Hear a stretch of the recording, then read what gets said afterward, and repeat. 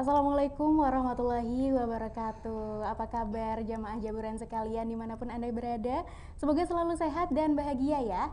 Kembali lagi bersama saya Diana Raparamita di program acara Jaburan Jelang Berbuka Ramadan pada live streaming Awal Media Nusantara.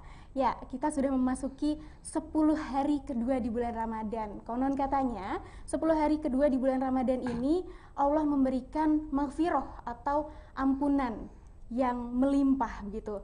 Namun kita akan sama-sama bahas ya bersama narasumber kita pada kali ini Dr. Kiai Haji Ahmad Izzuddin MAG selaku Khatib Syuriah Pengurus Cabang Nahdlatul Ulama Kota Semarang dengan tema Ramadan Momen Meningkatkan Iman dan Peduli yang Kekurangan. Namun sebelumnya saya turut mengundang Anda jemaah Jaburan yang ada di studio ataupun dimanapun Anda berada untuk turut serta memberikan pernyataan ataupun mengajukan pertanyaan di kolom komentar di bawah ini. Dapat diketahui kita semua sudah melakukan protokol kesehatan ya, agar kita bisa sama-sama menghabiskan waktu Ramadan dengan hikmat dan semangat beribadah. Assalamualaikum Kiai. Waalaikumsalam warahmatullahi Apa kabar Kiai? Alhamdulillah. Sehat walafiat. Semoga selalu sehat kita Amin. semua ya Kiai ya. Dalam semuanya. menghadapi masa pandemi ini, Amin. kita harus bisa lebih sehat lagi agar ibadah kita tidak terganggu ya Kiai. Betul. Ya Kiai, tadi saya sudah sedikit menyinggung soal 10 hari kedua di bulan Ramadan yang katanya Allah memberikan maghfirah atau ampunan besar-besaran gitu. Ya, betul. Sedangkan di 10 hari pertama Allah memberikan rahmat yang Ya, melimpah. betul. Dan di 10 hari ketiga Allah memberikan membebaskan kita semua dari api neraka. Betul. Nah, menurut Kiai penjelasannya bagaimana ya Kiai? Ya, saya kira puasa Ramadan adalah yang selama ini sudah disyariatkan di bulan Ramadan itu akan banyak memberikan manfaat kepada umatnya, dimana dengan adanya bulan Ramadan saatnya umat Muhammad untuk bisa melakukan upaya evaluasi diri, melakukan upaya peningkatan diri, bulan yang diharapkan bisa menjadi investasi ya, investasi pahala, investasi kebaikan, dan tentunya di situ investasi adanya maghfirah, ampunan daripada Allah Subhanahu wa taala.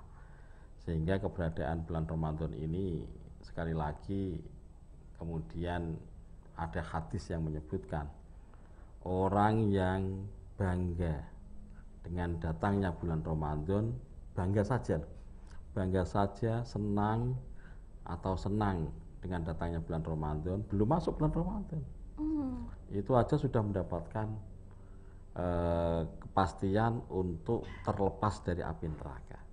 Apalagi kalau kita sudah bisa masuk dalam bulan Ramadan yang kemudian bisa melakukan aktivitas-aktivitas yang tentunya itu memotivasi diri, menginvestasi pahala-pahala yang tentunya mengharap rahmat Allah Subhanahu wa taala. Makanya tadi Mbak menyampaikan ada poin 10 hari yang pertama mendapatkan rahmatnya, yang kedua dalam kategori mendapatkan maghfirahnya, yang tentunya yang terakhir yang sangat penting diharapkan adalah terbebaskan dari api neraka. Kok bisa sih Kiai? Ada filosofisnya nggak ya? Kenapa 10 hari itu dibaginya yang pertama untuk rahmat, yang kedua untuk pengampunan, dan yang ketiga untuk pembebasan dari api neraka? Dalam kitab Maqasidus Shaum ya, salah satu kitab yang menjelaskan tentang maksud daripada Allah mensyariatkan puasa Ramadan. Kitab Maqasidus Shaum itu kitab karya ulama besar Izzuddin bin Abdissalam, ya ketepatannya namanya sama itu ya. Izzuddin bin Abdissalam As-Sulami itu menjelaskan gambaran bahwa keberadaan puasa Ramadan yang kemudian seluruh umat berpuasa itu membangun lingkungan hidupnya jadi konsentrasinya menuju kepada upaya penahanan diri dari lapar dan dahaga. Ketika orang diarahkan untuk konsentrasi menahan lapar dan dahaga, maka konsentrasi untuk berbuat jahat berkonsentrasi untuk berbuat kemaksiatan itu terkontrol. Oh, Nah, iya itulah juga makanya Kiai. bahasa seringkali orang juga mempertanyakan itu, apa benar bulan Ramadan itu setan-setan dibelenggu gitu kan. Iya. Kemudian surga-surga dibuka gitu kan. Nah, itu gambarannya karena seperti itu. Jadi pemaknaannya adalah ketika seluruh umat yang ada di muka bumi Allah ini melakukan upaya untuk berpuasa semua, orang akan berupaya semaksimal mungkin konsentrasi kepada dirinya sendiri untuk supaya tidak makan, supaya tidak menahan untuk tidak makan, menahan tidak minum, dan menahan diri untuk berkumpul ya, bersetubuh dengan istrinya atau suaminya itu. Ketika sudah konsentrasi seperti itu, maka tidak ada pikiran untuk menuju konsentrasi untuk berbuat kejahatan. Juga tidak ada energi Nah, untuk tidak ada berbuat energi kejahatan. untuk menuju ke sana. Iya, karena memang Gitu. sudah habis Ustaz. Nah, itulah yang dimaknai, sehingga ketika kita bisa melewati 10 hari yang pertama, tentunya kita akan masuk mendapatkan rahmat Allah. Nah, kalau rahmat Allah sudah masuk, secara otomatis dikatakan dalam hadisnya itu nanti akan muncul maghfirah kepada dosa-dosa yang sudah lama. Berkelanjutan. Nah, kemudian untuk pada titik final tentunya adalah terselamat dari api neraka. Itkun minan nar gitu. Nah, kemudian posisinya disebut sebagai Idul Fitri. Nah, itu estafet ini penuh dengan makna memang.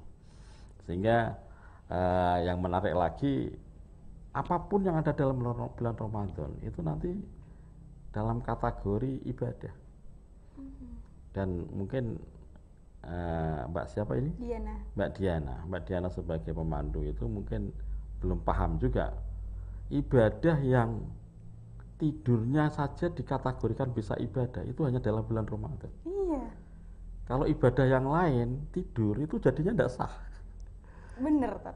Jadi kalau Mbak Diana ya menunaikan ibadah sholat kok tidur, tidak sah sholatnya. Mau menunaikan zakat tidak jadi. Iya. Ya kan? Mau tawaf soalnya pas haji tidak jadi. Atau Syahadat, tidurnya sama tawaf tidak sah. Syahadat tidur tidak sah. Tidur enggak sah. Tapi puasa tidur pahala. Naumus shaim ibadah. Karena Tidurnya jadi orang ikut lah karena apa? gitu Konsentrasinya ada di situ. Dan itulah kelebihannya, dan tentunya kelebihan yang paling utama puasa Ramadan tidak ada yang mengkalkulasi kecuali Allah sendiri. Tidak ada estafet perbantuan dari para malaikat untuk menghitung, enggak. Oh gitu. Pahalanya puasa itu yang tahu hanya Allah. Jadi tidak bisa diurus yang lain. Ini yang menjadi sangat istimewa. Makanya kiranya banyak sekali orang memotivasi diri ya, termasuk ada Allahumma ketika masih bulan Rajab dulu kan, Allahumma barik lana fi Rajaba wa barik lana fi Sya'bana wa balighna Ramadhana. Ya Allah, berilah kami keberkahan bulan Rajab, berilah kami keberkahan bulan Sya'ban, sampaikan kami untuk masuk bulan Ramadan. Karena kalau kita sudah bisa masuk bulan Ramadan ini, dosa-dosa kita dari Ramadan yang kemarin itu akan lebur. Itu beneran Kiai? Loh, beneran kalau tidak beneran, tidak akan mungkin ada motivasi-motivasi dari ulama yang sudah memang memahami itu. Sehingga ini penting. Allah memang maha baik. Maha luar biasa. Ada cerita di zaman sahabat ketika zaman Rasul masih sugeng, masih hidup itu. Ada orang nakal, pemabuk, tidak pernah sholat gitu kan. Ketika menjelang bulan Ramadan, orang ini menghadap kepada baginda Rasulullah, katanya mau bulan Ramadan. Iya, mau bulan. Saya mau masuk bulan Ramadan ini, saya senang sekali, saya ingin bertobat. Kata Rasulullah, apa benar kamu itu orangnya seperti itu? Benar baginda, saya ingin tobat baginda. Apa yang terjadi? Udah pokoknya saya mau tobat, mau mengamalkan apa yang bisa saya lakukan di bulan Ramadan. Tuntun kami, baginda Rasulullah. Ya udah, niat sekarang untuk berbuat baik. Saya niat baginda Rasulullah. Niat. Belum masuk bulan Ramadan, meninggal. Ternyata meninggal. Apa yang terjadi? Sahabat banyak bergunjing. Gimana ya Rasulullah, ada orang seperti ini? Kok Rasulullah minta supaya disolati, minta di apa solati, dibersih, dimandiin, disolati, dikubur dengan baik. Itu kan orang nakal begitu Rasulullah. Kamu jangan bilang begitu. Dia di detik-detik terakhir itu luar biasa. Mau memasuki bulan Ramadan, ingin menghadapi bulan Ramadan dengan baik. Dan saya dapat mimpi tadi malam. Orang ini tercatat oleh Allah sebagai orang yang husnul khotimah. Masya Allah. Nah, ini yang kayaknya perlu kita ilustrasi, pahami diri, evaluasi, muhafazah diri. Jadi mungkin yang kita selama ini khusyuk, belum tentu kita itu nanti akhirnya husnul khotimah. Nah ini yang penting. Oleh karena itu yang terpenting kita sekarang itu berhusnudzon kepada siapapun. Kita jangan melihat orang lain yang kadang kelihatannya tidak pernah sholat, kemudian kita menganggap diri kita yang paling khusyuk, apalagi merasa diri kita itu sudah sering jamaah, kemudian sering kali melakukan mengkalkulasi diri, tapi kalau melihat orang di pinggir jalan, orang ini kok tidak pernah sholat, ini namanya masuk. Jangan seperti itu. Kita belum tahu dia itu, karena kita harus bisa memahami bahwa kita itu berusaha ibadah kepada Allah itu sebagai wasilah menuju kemudahan Allah. Dan belum tentu kita yang semangat untuk mencari wasilah, tentu gampang untuk mendapatkan wasilah. Siapa tahu orang di pinggir jalan yang mungkin asalnya mabuk-mabukan, tapi begitu dia semangat, langsung maksimal dan langsung mendapatkan rahmat Allah. Maka yang terpenting itu mendapat rahmat Allah. Kalau kita sudah dapat rahmat Allah, apapun selesai. Intinya sih sebagai hamba Allah kita nih jangan kegeeran lah gitu ya Kiai. Jadi tidak ada kalkulasi matematika dalam ibadah itu. Kita nih sukanya, sehingga apapun yang bisa kita lakukan untuk memberikan kebaikan. Baik kebaikan yang berupa ibadah mahdhah maupun kebaikan ibadah sosial. Ada cerita lagi dalam kitab Nashaikhul Ibad itu dijelaskan. Ada seseorang yang ahli ibadah. Kemudian suatu saat dia itu mau berangkat sholat subuh. Hujan-hujan begitu, di pinggir jalan ada seekor kucing kecil yang kehujanan, yang kedinginan gitu. Kemudian dengan hati yang sangat belas kasihan gitu, diambil itu ekor kucing itu, diselimuti pakai sajadahnya, kemudian ditempatkan tempat yang sangat strategis itu, supaya aman, tidak kehujanan. Suatu saat sahabat ini meninggal dunia. Apa yang terjadi? Dialog dengan Allah. Kamu masuk surga loh ya. Loh, alhamdulillah, memang saya kan ahli ibadah. Bukan, kamu masuk surga kamu bukan karena ahli ibadahmu, karena seekor kucing yang kemarin kamu bantu. Ya Allah. Jadi saya merinding nih Kiai. Artinya berperilaku baik itu dimanapun kapanpun itu harus dilakukan, dan tidak tahu ibadah mana, perilaku baik mana yang itu merupakan sesuatu yang menjadi kemudahan kita untuk masuk mendapatkan rahmat Allah. Iya, ya intinya sih ya jamaah jaburan jangan suka kegeeran deh kita ya. Jangan ngerasa kalau kita nih ibadahnya udah banyak banget. Terus waktu kita nanti masuk surga ternyata yang ibadah yang kita elu-elukan gitu karena kita melakukan ibadah itu ternyata malah nggak kehitung. Nah, pahalanya nggak kehitung ya. Jamaah jaburan jangan kemana-mana ya, karena kita akan kembali usai jeda.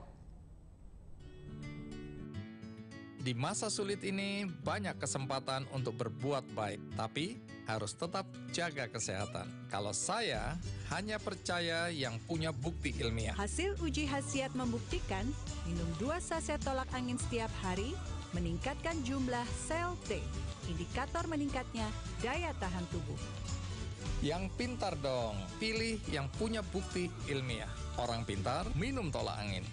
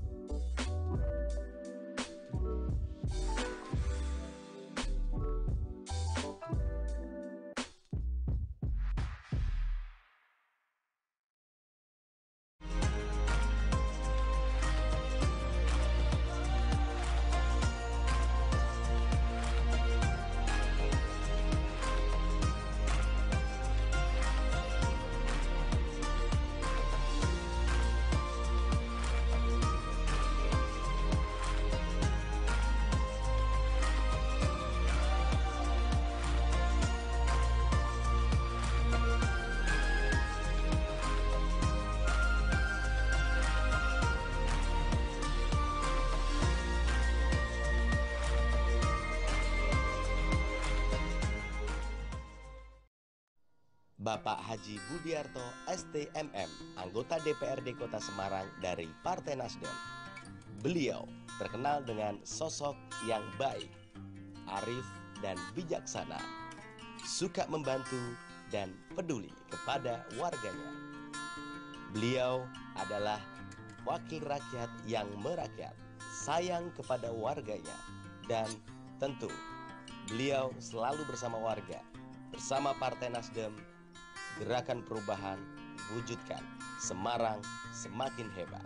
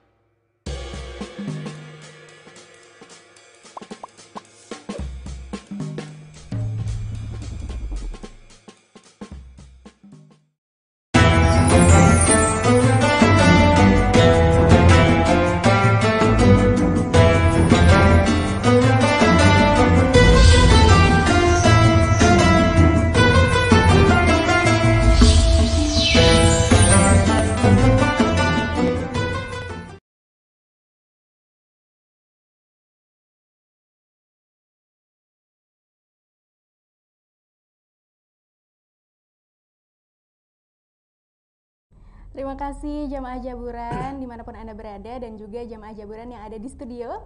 Tenang saja, kami semua sudah ketat mengikuti protokol kesehatan. Masih bersama saya, Dr. Kiai Haji Ahmad Izzuddin MAG selaku Khatib Syuriah Pengurus Cabang Nahdlatul Ulama Kota Semarang. Tadi pembahasan kita belum selesai ya Kiai ya, masih ngomongin tentang betapa kita tuh sebagai hamba suka kegeeran gitu ya. Kita ngerasa kita nih udah paling beriman gitu.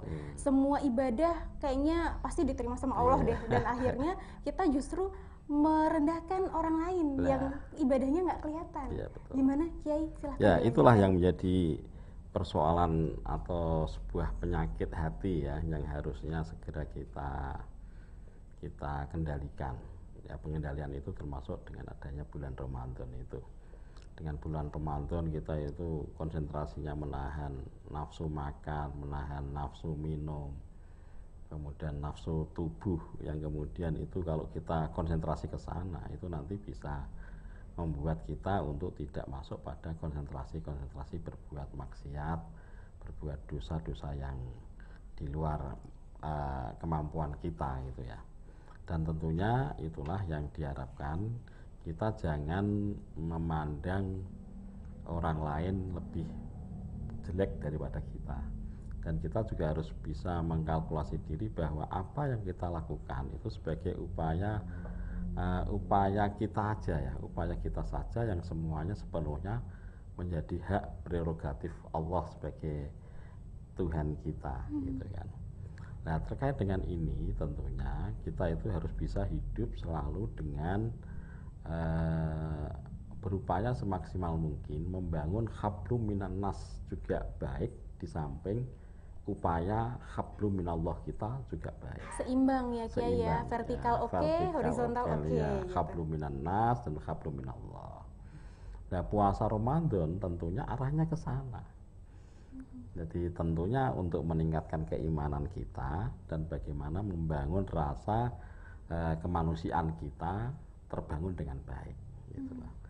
Oleh karena itu tentunya kita itu seringkali jangan sampai merasa diri kita itu harus konsentrasi kepada ibadah mahdhah. Jangan selalu penuh pada konsentrasi ibadah mahdhah. Kita jangan egois gitu ya. Jangan egois hanya mentarget kepada ibadah mahdhah, kemudian tidak mau peduli dengan lingkungan. Ketika bicara lingkungan ya hubungannya dengan hablum minan nas gitu kan. Karena ya di muka bumi Allah ini makhluk yang mendapatkan prioritas untuk bisa melakukan sesuatu berikhtiar itu adalah manusia. Jadi manusia. Oleh karena itu ketika saya seringkali menyampaikan kepada para jamaah termasuk kepada para santri, kepada masyarakat ketika dalam forum pengajian, tentunya akan lebih baik kita itu konsentrasi hablum minallah itu ketika dalam konsentrasi ibadah kepada Allah. Dalam arti ketika kita sholat, habis sholat biasanya kita lakukan wiridan, ya wiridan secukupnya di majelis tempat kita sholat itu. Namun kalau sudah kita keluar dari masjid atau dari musola, sebaiknya kita langsung berkonsentrasi melakukan interaksi dengan sesama manusia, sosial gitu. Jangan kemudian merasa butuh untuk konsentrasi hablum minallah, turun dari masjid tetap bahwa maaf ini, walaupun tidak jelek banget gitu ya, tapi kurang baik lah, kurang etis dan kurang pas gitu ya. Kalau turun dari masjid tetap bawa tasbih, kemudian beristighfar diri itu, astagfirullahaladzim, astagfirullahaladzim. Ada orang kesandung, ya nggak ditolongin. Bahkan ada orang kesandung, mending kesandung itu ya, apalagi kesandung gitu. Ketika ada orang tidak menyapa itu aja menurut saya secara perilaku hidup tidak baik. Apalagi biasanya yang muncul itu ketika kita itu merasa dirinya selalu berupaya untuk ibadah kepada Allah itu, ketika melihat orang berperilaku hidupnya untuk nyapu kayak atau membuka pintu kayak, mungkin perasaan hatinya bicara pakai tasbih, astagfirullahaladzim, belum sholat itu. Hati sudah bicara begitu itu sudah suudon itu. Nah, itu jadi dosa. Dan bisa-bisa maaf ini ada sebuah pertanyaan pertanyaan baginda Rasulullah kepada para sahabat itu. Man huwal muflis? Para sahabat tahu dah itu orang yang bangkrut itu. Siapa yang tahu? Sahabat kemudian mencoba menjawab, saya baginda Rasulullah. Ya, apa? Orang bangkrut adalah orang yang tidak punya harta, orang yang tidak punya rumah, tidak punya pekerjaan, itu namanya orang bangkrut. Salah para sahabat, bukan itu. Oh, yang pahalanya hilang itu. Terus gimana maksudnya?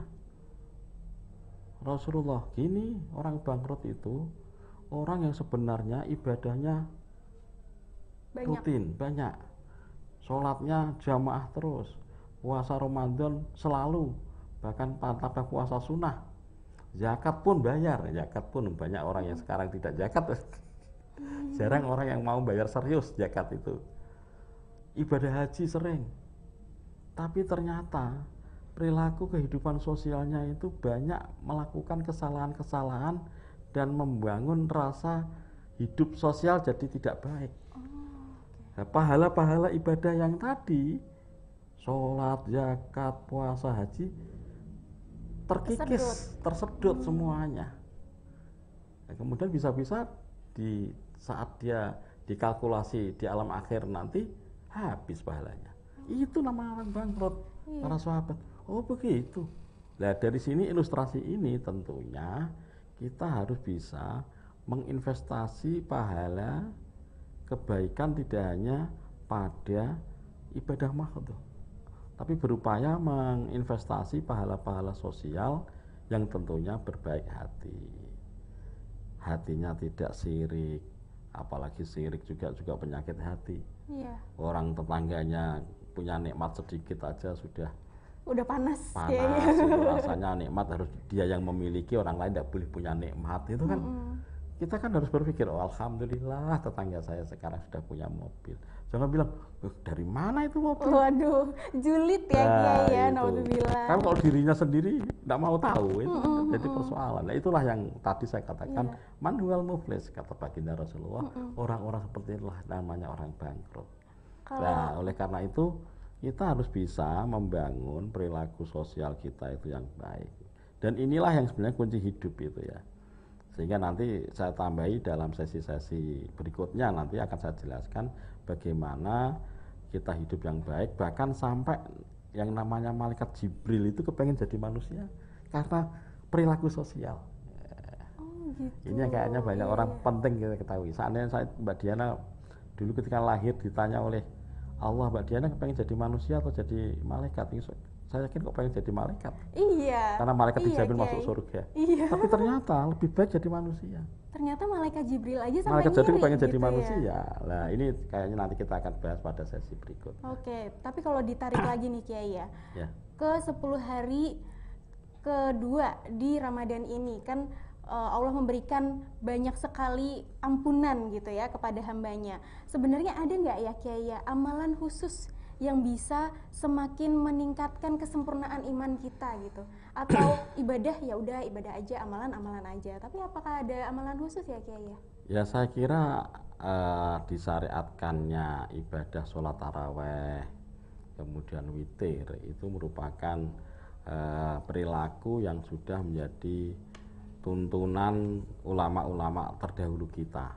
Ya, ulama terdahulu kita. Makanya penting loh ya, kita jangan merekayasa sendiri atau menginovasi sendiri terhadap perilaku-perilaku ibadah gitu ya. Jadi ibadah itu sebaiknya kita mengikuti tradisi ulama-ulama terdahulu. Karena ada konsep yang penting ini, harus ulama terdahulu, karena kita langsung nabi tidak mungkin. Iya. Usia umurnya yang jauh sekali gitu kan. Sehingga al ulama warasatul anbiya. Itiba'ul ulama sama dengan itiba'ur rasul. Karena estafet lain nanti dalam ranah ilmu yang perlu kami sampaikan bahwa setiap apapun ajaran agama itu harus ada sanad ilmu yang jelas. Ya maaf ini kalau nanti tidak seperti itu, bisa-bisa banyak itu komunitas yang begitu seakan-akan lebih tahu, nanti bisa paham karena bisa berbahaya karena dia tidak punya sanad ilmu yang jelas, mengajari agamanya bermasalah, sehingga maaf saudara-saudara kita yang istilahnya terjerumus kepada paham keagamaan radikal itu karena sanad keilmuannya itu tidak ada. Maka bergurulah kepada seseorang yang keilmuannya itu jelas ya Kiai ya, tahu belajarnya itu pakai kitab apa. Ya betul, itu yang nantinya akan gitu muncul sanad keilmuan gitu ya. Dan itu mestinya biasanya jelas. Tapi kalau biasa mengguru kepada ustadz atau kiai yang konsentrasi bidang keilmuannya perlu dipertanyakan, itu ya kayaknya nanti akan bisa membangun kita jadi terjerumus dalam pemahaman yang ekstrim, yang tidak bisa mengarah sesuai dengan apa yang sebenarnya konsep Islam adalah rahmatan lil alamin. Gitu. Iya, oke.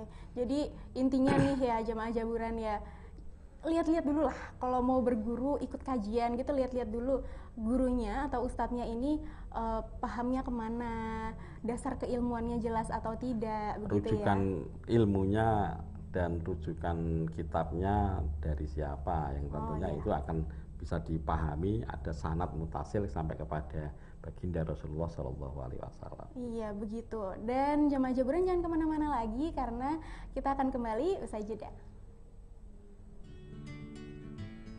Di masa sulit ini, banyak kesempatan untuk berbuat baik, tapi harus tetap jaga kesehatan. Kalau saya hanya percaya yang punya bukti ilmiah. Hasil uji khasiat membuktikan minum 2 saset tolak angin setiap hari meningkatkan jumlah sel T, indikator meningkatnya daya tahan tubuh.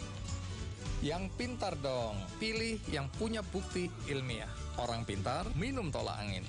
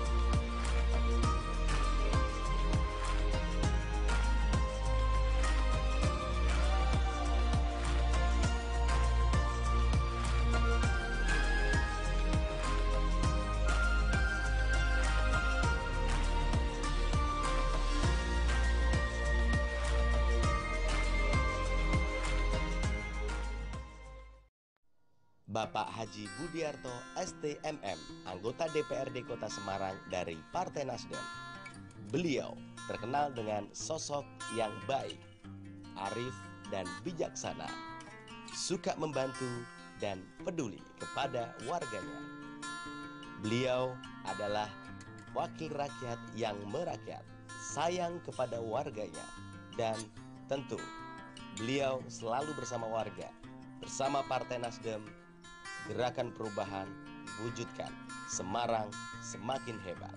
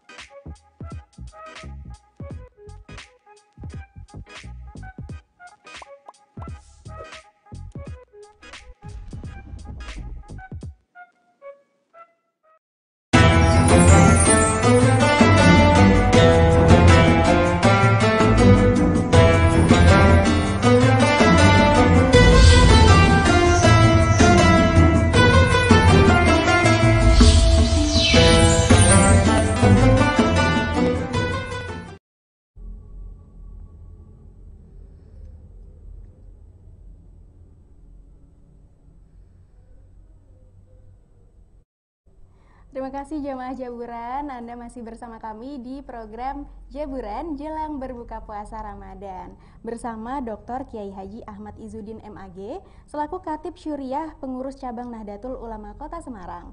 Nah, kali ini kita masih membahas tema soal Ramadan, momen meningkatkan iman dan peduli yang kekurangan. Ya, Kiai Haji Ahmad Izzuddin nih, sering sekali saya dengar namanya di mana-mana. Sudah profesional sekali nih Kiai ya. Kiai, saya mau tanya dong, kan kita nih biasanya Ramadan itu semua tuh berlomba-lomba biar ayo hatam tadarus Al-Qur'an 30 hari 30 juz pas nih gitu. Akhirnya semuanya pada kebut-kebutan. Tapi apakah sebenarnya tadarus itu tuh hal yang sangat diwajibkan gitu Kiai? Terus bagaimana untuk orang tua ataupun orang lansia begitu yang mungkin memang kemampuan penglihatannya sudah menurun, atau mungkin bagi orang-orang yang masih jilid gitu, masih ikro, masih kiroati gitu, jilid berapa, belum bisa membaca Al-Qur'an, itu bagaimana Kiai? Ya, saya kira memang dengan adanya kelebihan dilipat gandakannya amalan-amalan di dalam bulan Ramadan, itu kemudian memotivasi masyarakat muslim untuk meningkatkan ibadahnya, termasuk dalam membaca Al-Qur'an dan mengatur waktu supaya ya mungkin selama di luar bulan Ramadan tidak terlalu konsentrasi, sekarang dikonsentrasikan Aji mumpung gitu ya, mumpung masih dalam bulan Ramadan dilipat gandakan. Itu saya kira menjadi sesuatu yang wajar ya. Hanya saja kita harus bisa memahami, apalagi dengan kemampuan keterbatasan sudah tua, keterbatasan masih kecil. Ya intinya arahnya adalah mumpung bulan Ramadan kita tingkatkan. Nah, tingkatkan itu tidak harus dalam standar yang sama. Yang penting ada sebuah niat, semangat untuk lebih baik gitu ya. Apalagi kalau boleh saya katakan, ini juga harus hati-hati, membaca Al-Qur'an juga tidak sekedar membaca tanpa ada ilmu yang dipakai gitu ya. Ilmu tajwid itu kan harus ada mahorijul huruf atau tajwidnya itu yang harus benar itu kan. Sehingga saya kira sekarang kan juga majelis-majelis juga banyak dikumandangkan pembacaan suci Al-Qur'an. Jadi kalau seandainya nanti membacanya kurang bagus, ya sewaktu-waktu membaca, sewaktu-waktu mendengarkan orang membaca semaan Al-Qur'an gitu. Dulu kalau saya masih kecil ketika di kampung itu seringkali di masjid itu ada seorang yang hafal Al-Qur'an, membaca gitu, atau malah menghafalkan Al-Qur'an, kita menyemak Al-Qur'an gitu.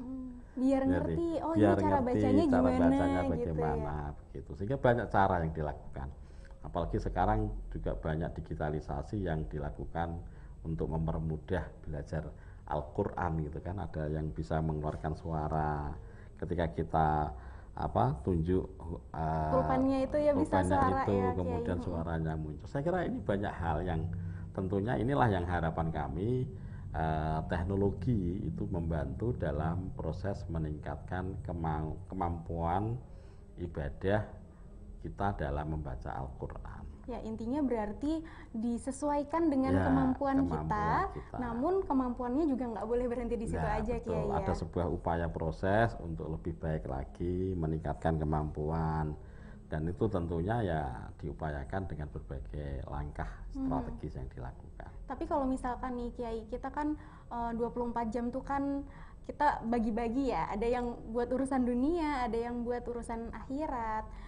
Kita pengen gitu nyelesain tadarus 1 hari 1 juz gitu targetnya.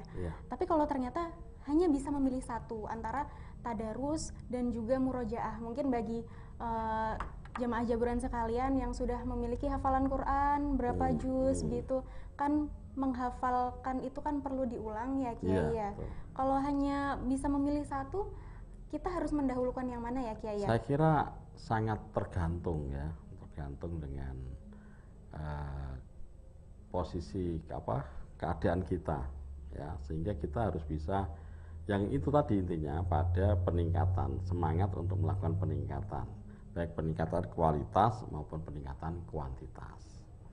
Ya tentunya dengan berbagai saya punya kelemahan ini, oh saya hanya punya waktu seperti ini, sehingga kita harus bisa mengatur diri.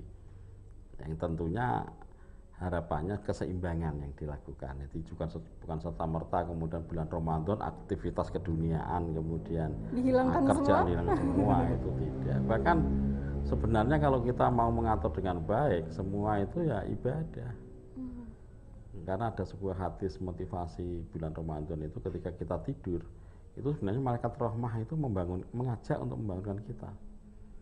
Idza staiqadha ahadukum fi Ramadana, itu kemudian malaikat Jibril akan mendekati, kemudian akan membangunkan untuk beraktivitas. Dan bahkan semua apa yang ada di tubuh kita, barang yang kita pakai, yang kita interaksi, itu semua mendoakan kita dalam bulan Ramadan.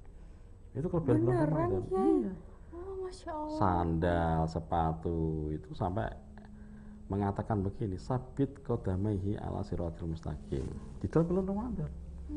Sandal itu berdoa untuk yang memakai sandal itu. Ya Allah, orang yang pakai sandal ini, sandal saya ini, sabit qadamaihi ala siratal mustaqim. Tetapkan kakinya melangkah kepada jalan yang lurus. Itu kelebihan bulan Ramadan. Jadi begitu suasana Ramadan yang tadi saya katakan, konsentrasi untuk menahan lapar, menahan dahaga, menahan upaya kita untuk berbuat kemaksiatan, itulah yang kemudian semua suasana itu suasana kemudahan untuk di jalan rahmat Allah. Masya Allah ya.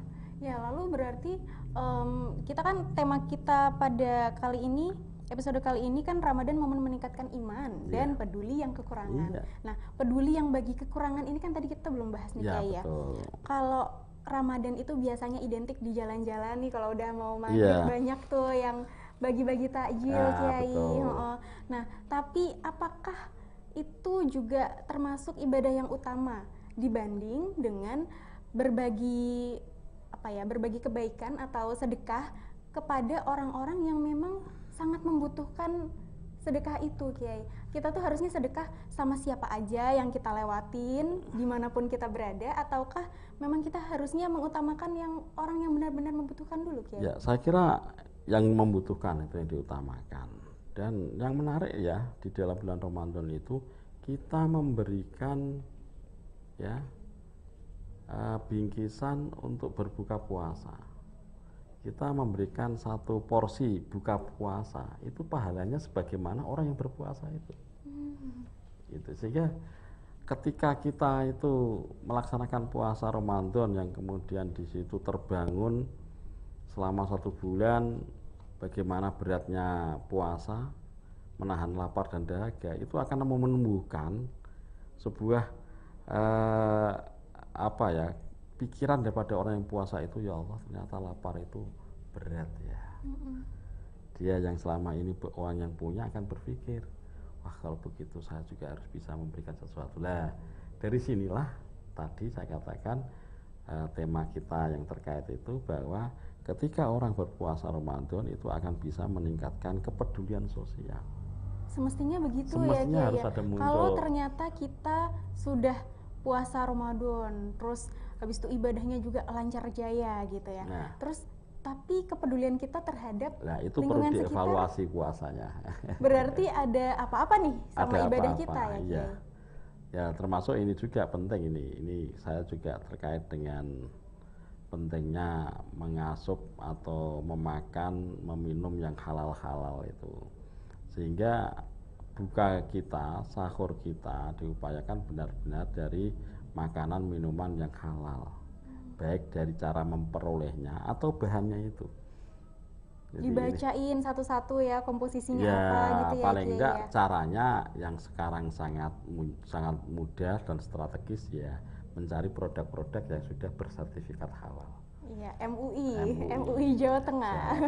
MUI yang selama ini punya tanggung jawab untuk mengeluarkan fatwa terhadap produk-produk yang bersertifikat halal. Tapi kayaknya ada yang lebih memudahkan ngeceknya pakai aplikasi atau ya, apa ya? ada di Kiai, ya? aplikasi, buka di web, kemudian di di WA berapa saya lupa itu angkanya, itu bisa ngecek bahwa produk ini. Nah, ini penting. Karena ternyata persoalan ibadah kita itu tergantung kepada apa yang kita asup. Oh, Ketika apa yang kita asup ada dari hal yang haram. tidak halal, ya tidak halal itu ada dua, ada yang haram atau tercampur dengan yang haram, Oh iya. namanya syubhat. Iya. Ya, jadi sudah dijelaskan di dalam hadis, innal halala bayyinun wa innal harama bayyinun wa ma bainahuma umurun mutasyabihat. Ketika yang halal itu memang jelas, yang haram itu jelas. Yang persoalan itu yang Tengah-tengahnya itu. tengah-tengah itu, yang tercampur itu. Nah, sekarang itu persoalannya yang pada posisi itu, yang syubhat itu. Jadi kalau kita ditanya, loh yang haram kan jelas itu, Mm-mm. seperti anjing dan lain-lain itu, iya. Ngapain sih kok susah-susah amat? Bukan susah-susah amat, tapi ternyata dalam proses produksi makanan minuman pada era teknologi, inovasi itu banyak tidak menutup kemungkinan Prosesnya, tidak prosesnya halal. tercampur dengan yang haram. Ya. Contohnya apa, Kiai? Jadi kalau ada menu makanan terutama bakery ya, kayak Rum. roti, rum itu biasanya kan ada bahan baku, ada bahan tambahan, ada bahan penolong. Ketika sudah bicara bahan penolong ini ya perlu kita cek kembali. Bahan penolong ini terbuat dari unsur apa? Karena yang namanya unsur babi itu kecil-kecil, bahan kecilnya dari babi itu bisa dimanfaatkan untuk membuat bahan-bahan tambahan yang bahan penolong yang melakukan sebuah proses yang bisa membuat rasanya beda atau kenyalannya beda, itu ada di situ. Wah, kita harus terus cari Ya, tahu itu nah, ya, untuk Kiai ya. mempermudah itu tentunya akan lebih efektif carilah produk makanan minuman yang sudah bersertifikat halal. Yang ada logo halal MUI-nya. Ya, Iya, saya biasanya juga kalau mau beli cake gitu pasti Ya, nanya betul, dulu, nanya Kiai, sertifikat ini ada halal. roomnya nggak Nah, ya gitu. betul. Karena sebatas yang saya tahu, saya taunya room aja Rumahnya. gitu, Kiai. Nggak tahu kalau ternyata bahan-bahan penolong itu juga ada yang mungkin mengandung babi Ya, dan yang betul. lain sebagainya. Oke, nanti kita akan sambung lagi, Kiai ya. Tapi jangan kemana-mana, jamaah jaburan. Kita akan kembali setelah yang satu ini. Di masa sulit ini banyak kesempatan untuk berbuat baik, tapi harus tetap jaga kesehatan. Kalau saya hanya percaya yang punya bukti ilmiah. Hasil uji khasiat membuktikan minum 2 saset tolak angin setiap hari meningkatkan jumlah sel T, indikator meningkatnya daya tahan tubuh. Yang pintar dong, pilih yang punya bukti ilmiah. Orang pintar minum tolak angin.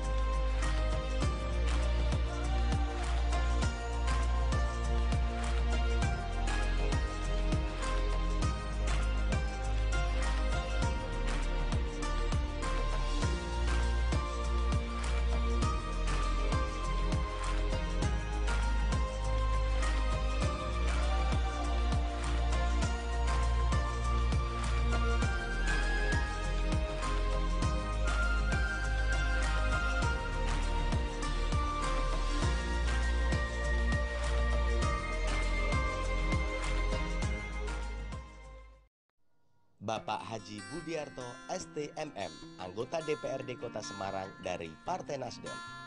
Beliau terkenal dengan sosok yang baik, arif dan bijaksana, suka membantu dan peduli kepada warganya. Beliau adalah wakil rakyat yang merakyat, sayang kepada warganya, dan tentu beliau selalu bersama warga, bersama Partai Nasdem. Gerakan perubahan, wujudkan Semarang semakin hebat.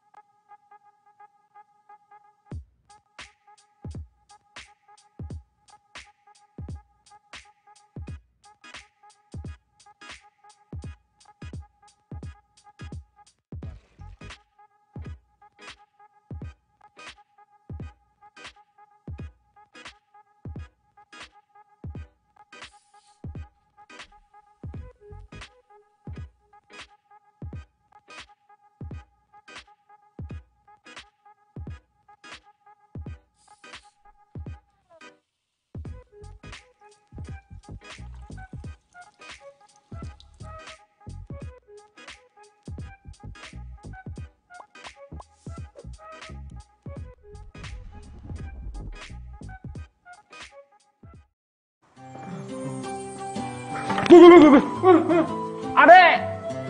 Sopo kuwi? Tadi siapa ya? Aku nggak pernah lihat.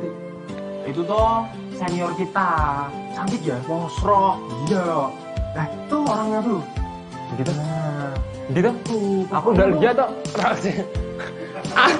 Aku mau tali nih lo. Sakit semua tuh ya. Oh iya. Maaf. Nggak lihat toh. Nggak lihat. Pergi lo. Ayo.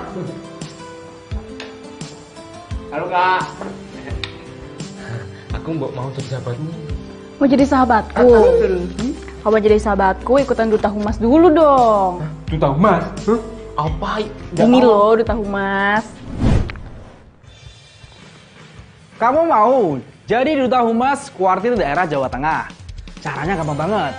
Jadi perlombaan ini adalah kegiatan prestasi untuk mencari inspirator humas dalam mempublikasi kegiatan kepramukaan. Perlombaan ini dilakukan secara daring, jadi aman buat kita semua. Untuk syarat dan ketentuan, silakan cek di s.id/Pandu Citra Loka. Buruan daftar. Cus, lasles. Nah ini loh. Oh, Duta Humas ini ya, ini aku ikut tuh ya. Tetap ikut. Nah ya, kamu pokoknya harus ikut semuanya ya. Jangan lupa daftar. Ayo.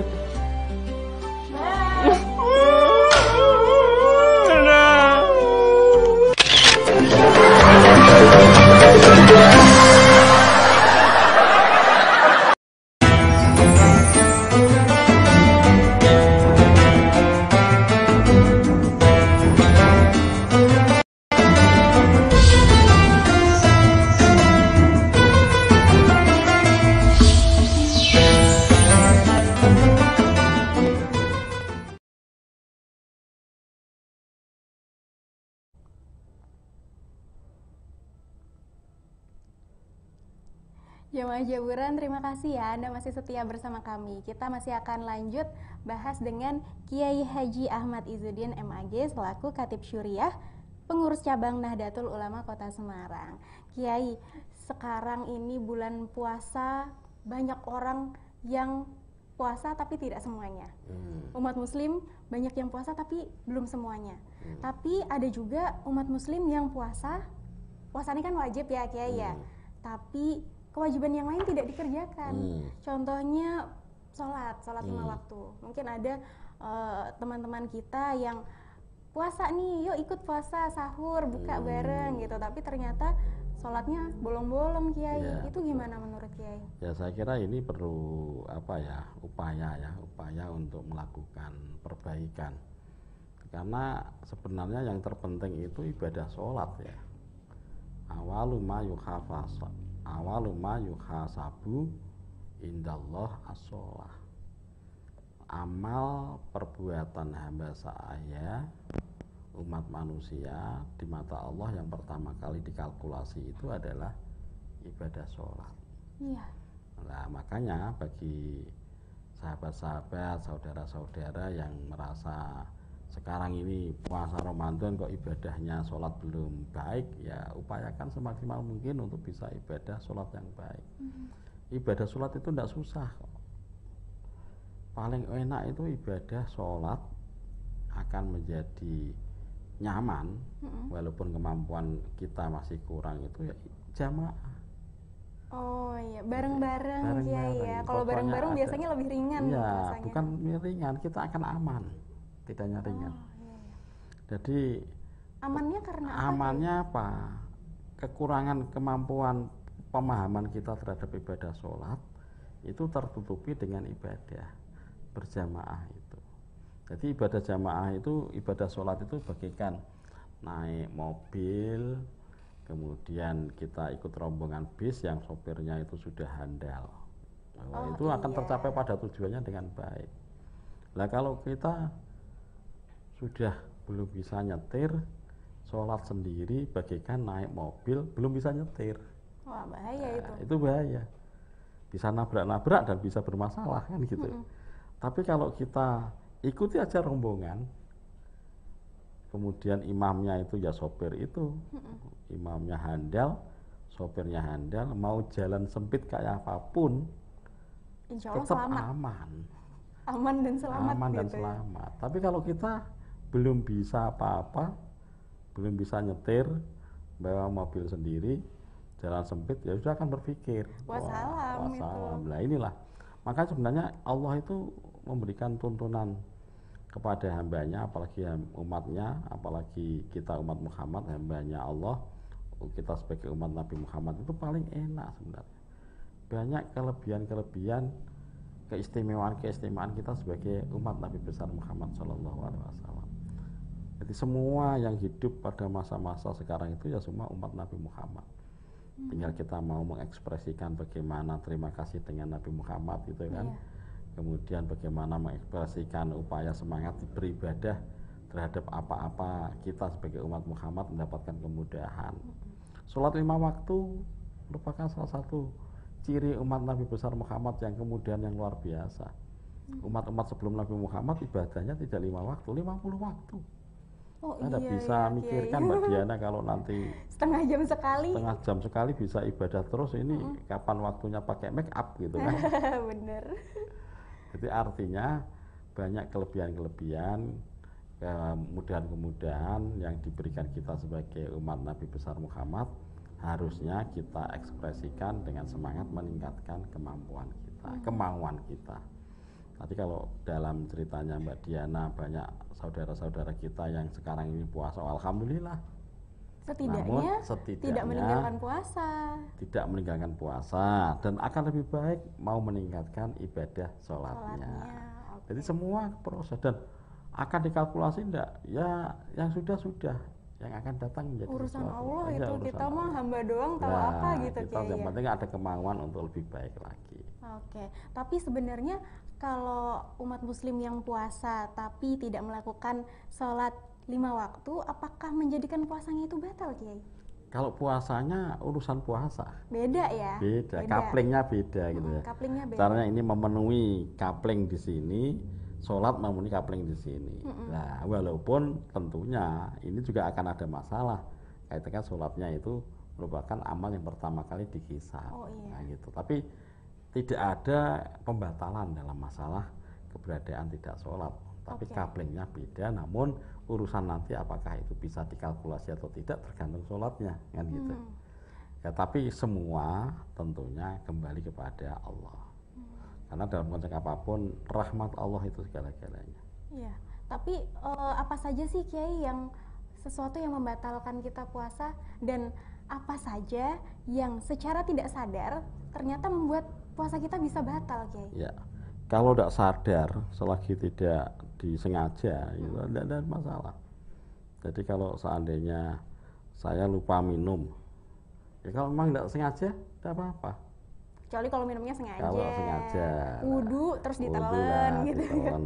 Kemudian saatnya harus tidak boleh minum itu kan sesuatu yang membatalkan. Kalau kita kategori pada puasa-puasa yang masyarakat awam, tentunya ya dilarang puasa itu, larangan-larangan puasa itu ya menahan makan, tidak boleh makan, menahan minum, tidak boleh minum, menahan perbuatan bersetubuh, ya tidak bersetubuh. Kemudian ini dalam makom masyarakat awam ya, jadi ada klasifikasi puasa kan, sampai ada puasa yang paling khusus itu yang benar-benar menjaga hati, menjaga pikiran, menjaga telinga, menjaga mata itu. Artinya kita harus bisa berupaya semaksimal mungkin meningkatkan puasa kita dari puasa yang sederhana sampai pada puasa-puasa yang Levelnya udah levelnya tinggi, naik tinggi gitu. Dan itu memang tentunya harus dari upaya peningkatan, upaya semangat kita untuk bertakarub kepada Allah Subhanahu wa taala. Bertakarub, mendekatkan diri begitu diri ya. kepada Allah. Iya. Lalu apakah kadang gini nih Kiai, kita nggak boleh harus bisa nahan nafsu gitu ya Iya. waktu puasa. Nafsu marah, nafsu dengki dan lain Iya, sebagainya betul. gitu. Tapi terus kalau misalkan kita kebablasan Kiai, Iya. kita aduh udah misalkan ada sesuatu yang bikin kita kesel banget gitu, terus kita kebablasan marah-marah gitu. apakah itu langsung membuat puasa kita batal dan kita langsung boleh buka, atau itu hanya mengurangi kesempurnaan ibadah puasa kita aja? Ya, kalau dalam kategori puasa awam itu adalah mengurangi kesempurnaan puasa. Jadi kalau kita dalam kategori masyarakat awam, jadi masyarakat awam itu puasa nahan nafsu, menahan makan, menahan minum. Kalau kemudian kita tidak bisa mengendalikan diri, amarah dan lain-lain, itu ya tadi, ya itu tidak sampai kepada pembatalan puasa, namun mengurangi keutamaan puasa, mengurangi pahala-pahala puasa. Yang tentunya itu ya semua akan kembali kepada sejauh mana kemampuan kita mengendalikan diri. Oke, ya terus kalau untuk rukhsah atau keringanan puasa, kan kalau musafir biasanya boleh nggak puasa ya Kiai ya. Terus habis itu sebatas apa sih kita bisa tahu gitu standarnya kita musafir yang boleh tidak puasa ataupun yang kita masih harus puasa nih meskipun kita musafir, ataukah jarak tempuh perjalanan atau apa Kiai? Jadi rukhsah puasa itu diberikan pada mereka yang memang benar-benar dalam keadaan sangat mendapatkan keberatan puasa. Kalkulasi jarak itu saya kira sekarang perlu dikalkulasi secara subjektif ya. Kita harus bisa mengkalkulasi diri. Jadi kalau kita perjalanan jauh yang kemudian melihat kemampuan kita sangat tidak mungkin untuk berpuasa, sebaiknya kita lakukan rukhsah itu untuk tidak berpuasa. Termasuk pekerja berat itu walaupun tidak berpergian tapi pekerjaannya di siang hari, panasnya yang seperti tadi siang itu saya kira menurut saya dia jikalau memang pekerjaan itu menjadi sebuah tanggung jawab, kewajiban untuk menghidupi keluarganya, yang kemudian jika tidak bekerja itu dia tidak bisa melakukan tanggung jawab itu, berarti dia dapat melakukan rukhsah puasa. Tapi harus paham bahwa rukhsah atau kemurahan tidak puasa ini ada tanggung jawab berikutnya adalah untuk mengganti. Nah ini yang penting, jangan sampai rukhsah dianggap kemudian belakangnya tidak mengganti. Nah perlu dikalkulasi. Banyak masyarakat yang berpikir begini, wah saya perjalanan jauh tapi tak kalkulasi masih bisa puasa daripada ngambil rukhsah, karena kalau ngambil rukhsah males gantinya. Bukan males, berat gitu ya. Iya. Karena suasana puasa bersama-sama dalam bulan yang begini itu lebih nyaman dibanding dengan puasa sendirian di saat tidak bulan puasa gitu kan. Iya, godaannya banyak gitu. Ya ini yang kayaknya penting, yang tentunya ya semua mengkalkulasi diri kepada keberadaan masing-masing gitu. Tetap lihat lagi kondisi dan situasi kita gitu ya Kiai ya. Apakah ada yang mau disampaikan lagi Kiai sebelum kita menutup perjumpaan kita? Sebagai closing acara ini ya kami sangat berharap marilah kita tingkatkan semangat mempergunakan bulan Ramadan di 10 akhir kedua ini ya. Kita sudah masuk di belasan tanggal 11 Ramadan yang tentunya kita sangat punya peluang besar untuk makin meningkatkan ibadah kita, dan termasuk ini juga penting ini. Insya Allah kalau kita puasa Ramadan dengan baik itu akan meningkatkan imun kita. Jadi pas banget nih kita saya yakin ini protokol kesehatan kita lakukan dengan baik, dan insya Allah dengan puasa kekuatan imun kita akan lebih mantap ya, lebih tinggi dalam menghadapi ya apa istilahnya suasana COVID-19 ini, yang tentunya semoga kalau boleh saya ingin pesan bareng-bareng bersama itu, mari kita tata niat ya kepada virus corona ya, semoga virus corona kembali kepada habitatnya. Jadi dan bersahabat baik dengan kita.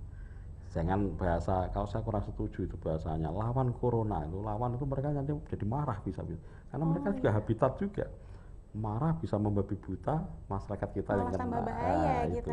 Sehingga mari kita tata niat berbaik hati dengan virus corona, kembalilah virus corona kepada habitatnya, dan semoga kita akan hidup sesuai dengan habitat masing-masing, tidak saling mengganggu. Semoga ke depan kita akan makin baik dan tidak ada lagi pandemi COVID-19 ini. Amin ya robbal alamin. Semoga cukup satu kali ini aja ya Kiai ya. Ada pandemi yang Wow, sudah panjang sekali ini ya. Oke, terima kasih banyak Kiai. Sama-sama, Mbak Diana. Jazakallah khairan katsiran. Amin, Semoga sama-sama. jamaah Jaburan bisa mengambil hikmah dari pertemuan kita kali ini, Kiai. Dan usai sudah pertemuan kita di Jaburan jelang berbuka puasa Ramadan di awal Media Nusantara. Saya Diana Paramita dan segenap kru yang bertugas pamit undur diri. Akses berbagai informasi kami di awal.id. Wassalamualaikum warahmatullahi wabarakatuh. Sampai jumpa.